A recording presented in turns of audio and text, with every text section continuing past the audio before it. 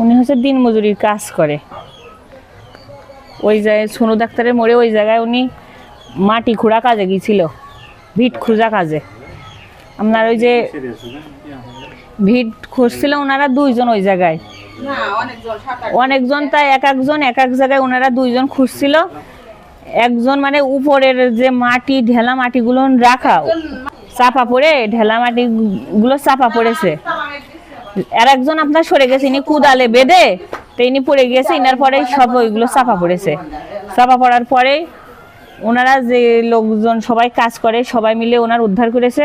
উদ্ধার করে চৌগাছা সরকারি হসপিটালে নিয়ে গেছে। ওনার সাথে যে ওনার মহাজন, সে খুবই আমাদের সাহায্য করেছে, কিংবা সাথে সে আগাগোড়া ধরে আছে, এখনো আছে।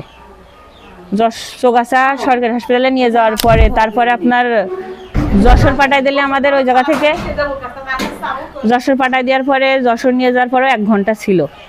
আমাদের ওখান থেকে জানা ছিল ঢাকায় নেওয়ার জন্য। ঢাকায় অ্যাম্বুলেন্স ঠিক করা, ওই গাড়িতে তোলার আগেই সে ইন্তেকাল করেছে।